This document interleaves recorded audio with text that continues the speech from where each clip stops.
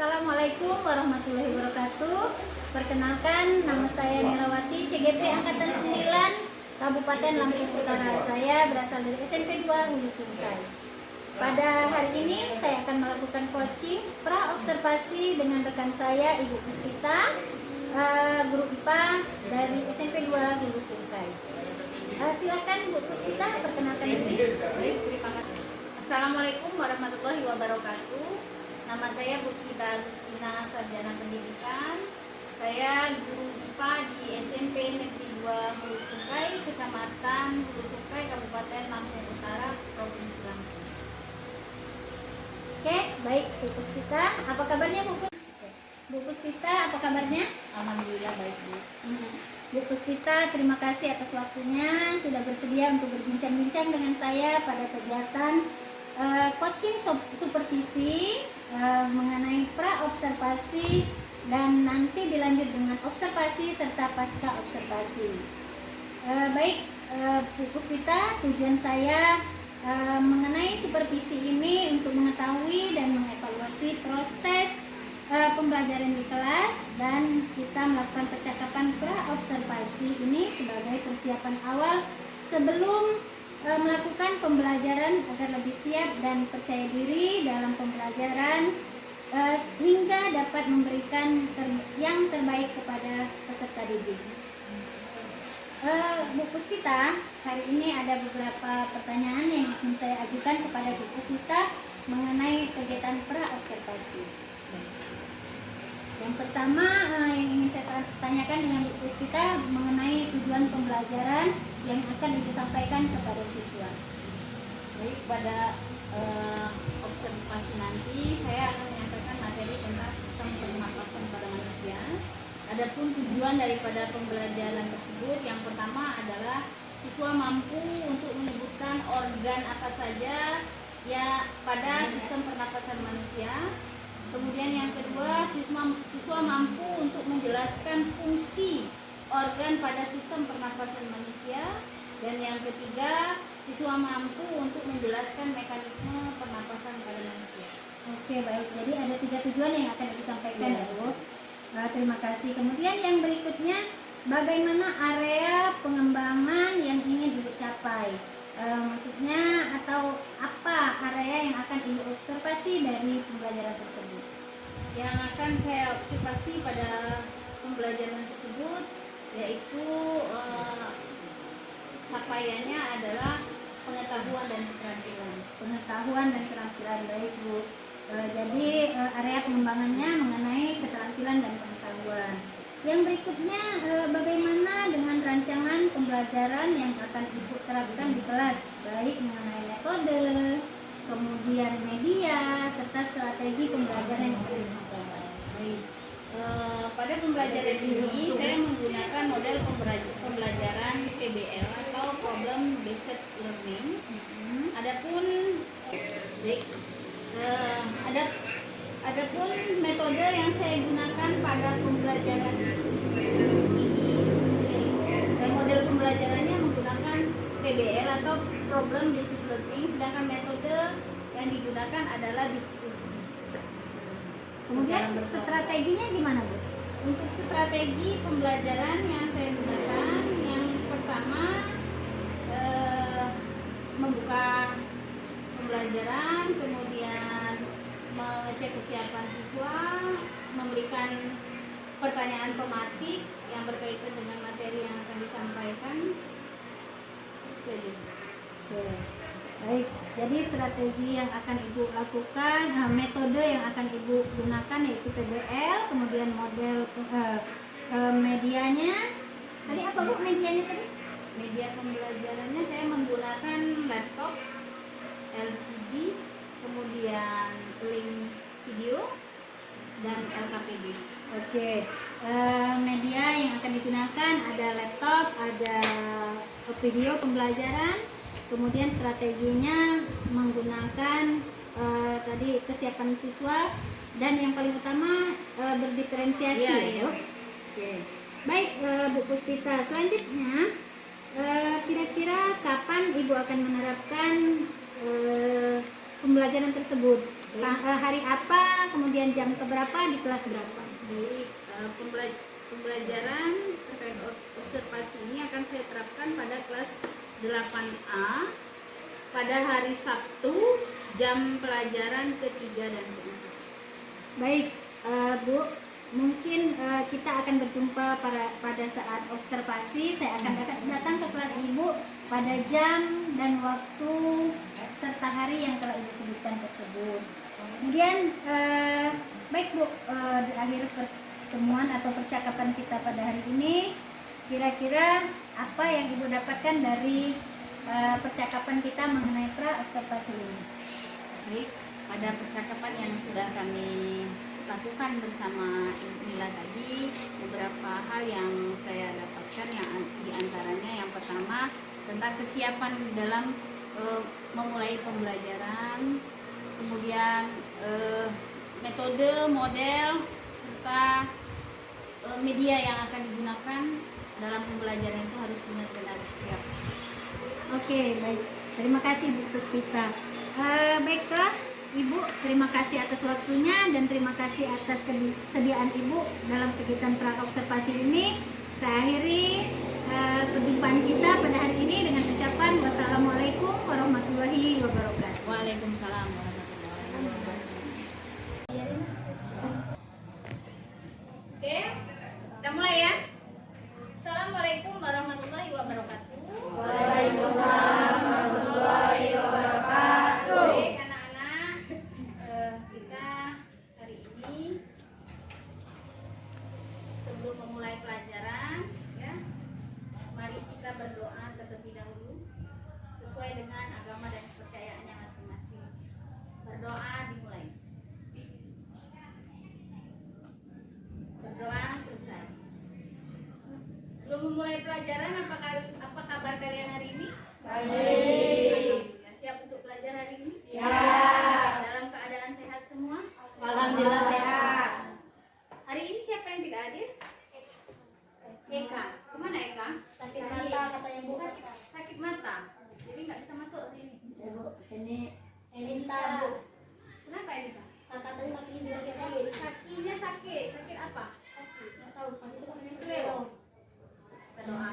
Selain itu ada lagi? Amin. Kamel, mana Kamel? Angkon. Dika. Kemana Dika? Angkon. Tanpa keterangan. Kemudian Angkon. Izin karena kakeknya. jenguk kakeknya. Ada lagi? Ya, Sakit. Alfa. Nah, ya, sakit mana sakit? Alfa. Alfa. Tanpa keterangan. Ya, semoga di pertemuan yang akan datang kita bisa yang sakit bisa segera sembuh, ya tidak hadir tanpa keterangan agar disadarkan dirinya untuk mengikuti pelajarannya. Baik, sebelum kita ke tujuan pembelajaran kita hari ini, Ibu ingin bertanya dulu, pada kelas 7 dan SD juga pernah kita mempelajari tentang ciri-ciri makhluk hidup. Apa aja sih ciri-ciri makhluk hidup? Bernapas, bergerak, bersuara. Oke, terus apa lagi?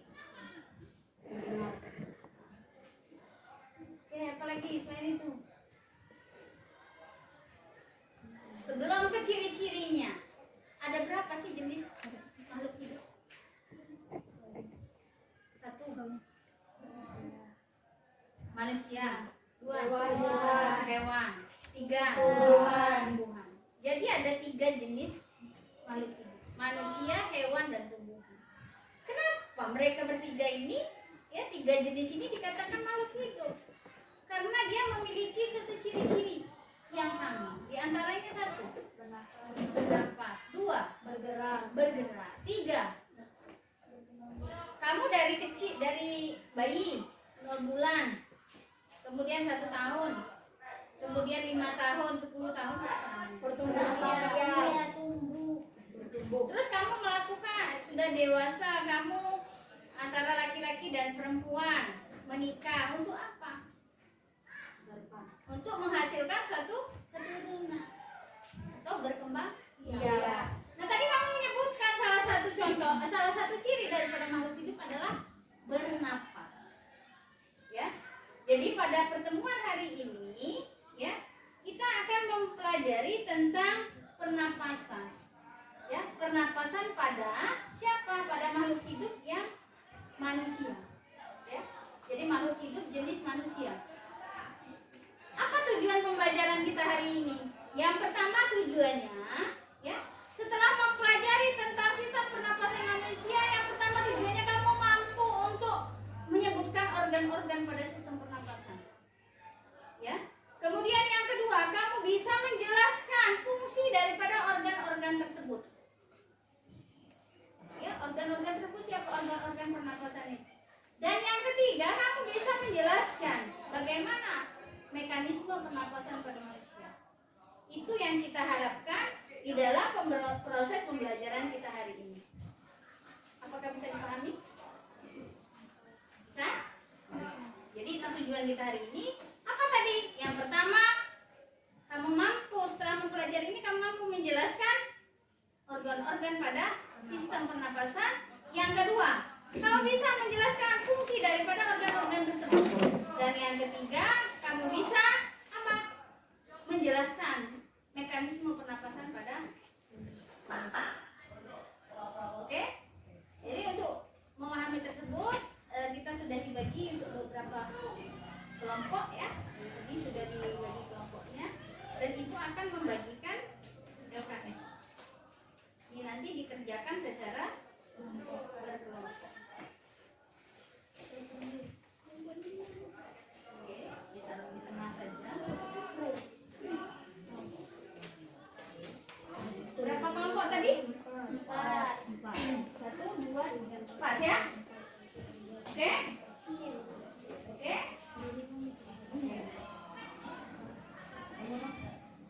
Oke, setelah kalian dibagikan LKS, sebelum mengerjakan LKS tersebut, Ada satu nggak kebagian satu kelompok. ya. Kelompok mana? Ini. Ada lagi? Ada. Sudah. Oke.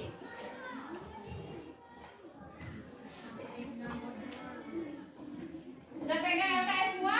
Sudah. Oke, kita perhatikan dulu teman-teman.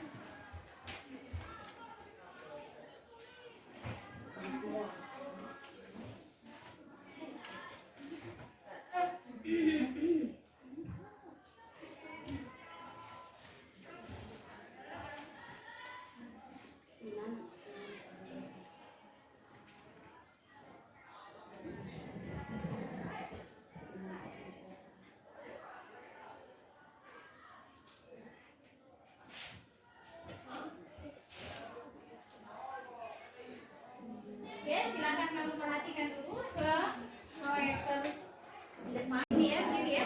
Ya. Oke. Oke. Sudah selesai LKPD-nya? Ya, sudah. Ibu minta perwakilan dua kelompok ya untuk menyampaikan hasil diskusi kelompoknya ya. Oke, kelompok Okta dipersilakan.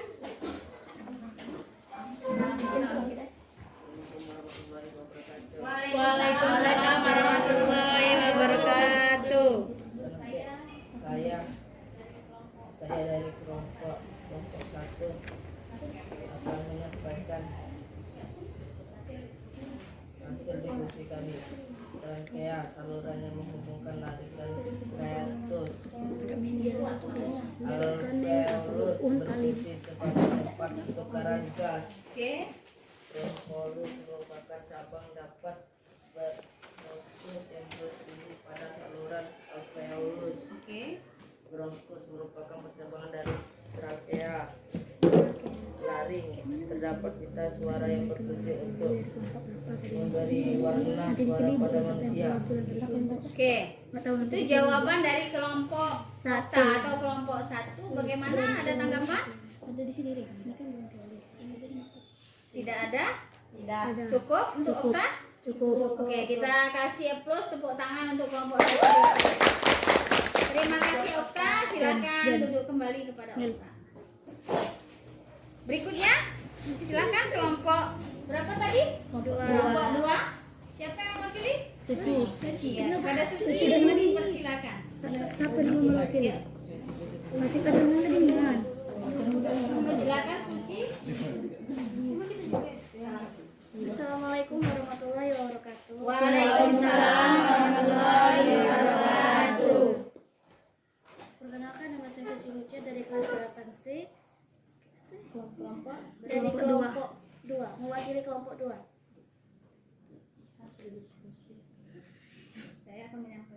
Saya akan menyampaikan nama-nama bagian organ pernapasan beserta fungsinya. Yang pertama, trakea, berfungsi menghubungkan laring dan bronkus. Yang kedua, bronkiolus, berfungsi sebagai cabang-cabang kecil dari bronkus. Yang ketiga, alveolus, berfungsi sebagai tempat pertukaran gas. Yang keempat, bronkus, merupakan percabangan dari trakea. Yang kelima, laring, menghubungkan trakea dan faring. Assalamualaikum warahmatullahi wabarakatuh. Oke, terima kasih untuk kelompok 2. Sebelum kita mengasih aplaus kelompok 2, ada tanggapan dari hasil diskusi mereka? Cukup. Oke, kalau cukup, terima kasih untuk kelompok 2. Silakan beri tepuk tangan kepada kelompok 2. Oke, terima kasih ya kepada kelompok 1 dan kelompok 2 yang sudah menyampaikan hasil diskusinya tadi. Bahwa tadi disampaikan bahwa tujuan kita yang pertama adalah kalian bisa menjelaskan organ-organ pada sistem tubuh pernapasan. Tadi sudah disampaikan ya. Ada hidung, ada laring, ada trakea, kemudian ada bronkus, bronkiolus, alveolus, dan terakhir tadi ada apa? Paru-paru. Oke? Itu adalah organ-organ pada sistem pernapasan. Tadi juga sudah disampaikan bahwa fungsi daripada organ tersebut apa? Misalnya hidung merupakan organ pernapasan yang pertama, ya. Di hidung itu terdapat rambut, berfungsi untuk menyaring kotoran yang masuk bersama udara dalam hidung. Selain itu ada lendir yang berfungsi untuk mengatur suhu hidung, ya, suhu sistem pernapasan yang masuk, oksigen yang masuk ke dalam hidung. Oke? Kemudian ada laring. Ya, di dalam laring ada apa? Ada pita suara yang mengatur warna daripada suara kita, ya. Sampai tadi dijelaskan sampai dengan paru-paru. Paru-paru ini merupakan organ terakhir daripada sistem pernapasan. Kemudian tadi juga disampaikan bahwa mekanisme bernapas ada pernapasan dada dan pernapasan perut. Tadi sudah juga disampaikan, ya. Oke. Tadi sudah tahu perbedaan antara pernapasan dada dan pernapasan perut. Oke? Mungkin cukup sekian pertemuan kita. Sebelumnya ada pertanyaan? Tidak ada. Materi sistem pernapasan pada manusia? Tidak ada. Kalau tidak ada, cukup materi kita hari ini, ya. Ibu akhiri, wabillahi taufiq wal hidayah. Wassalamualaikum warahmatullahi wabarakatuh. Waalaikumsalam warahmatullahi wabarakatuh.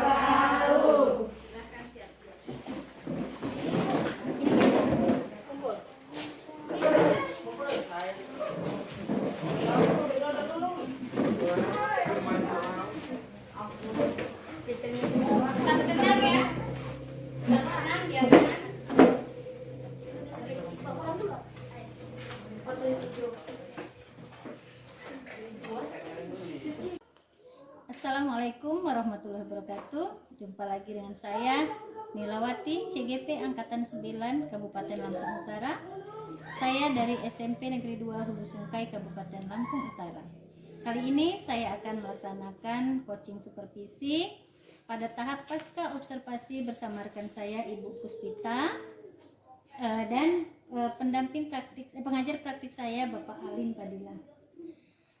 Baik. Assalamualaikum Bu Puspita. Waalaikumsalam warahmatullahi wabarakatuh. Apa kabarnya Bu Puspita? Alhamdulillah baik. Pak Lim, gimana kabarnya Pak Lim? Alhamdulillah baik. Oke, Pak Lim dan Bu Puspita, hari ini saya akan melaksanakan coaching supervisi pada tahap pasca observasi.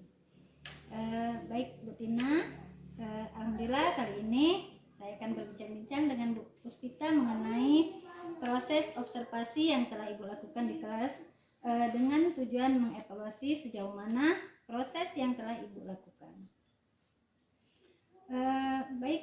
Bagaimana perasaan Ibu terkait proses observasi kelas yang telah Ibu lakukan kemarin?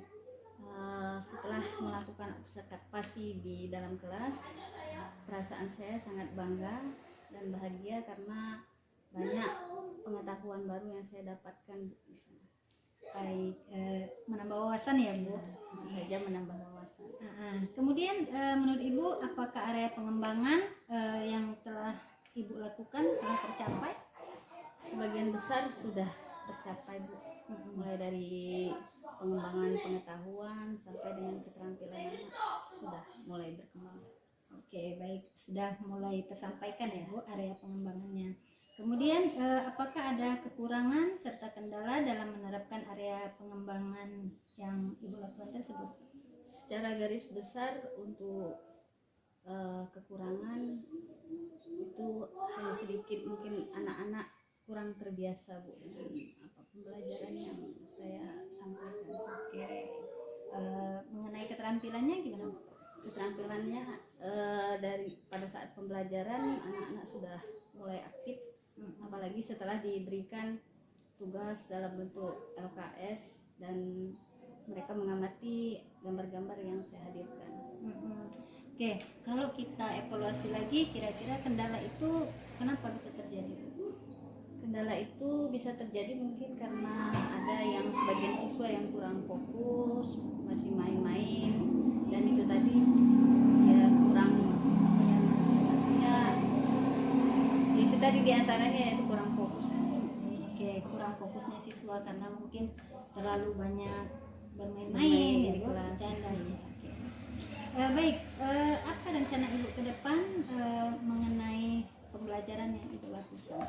Untuk kedepannya insya Allah saya akan mempelajari lagi tentang apa-apa saja yang menjadi kebutuhan siswa dalam kelas, terutama terhadap materi yang akan saya sampaikan.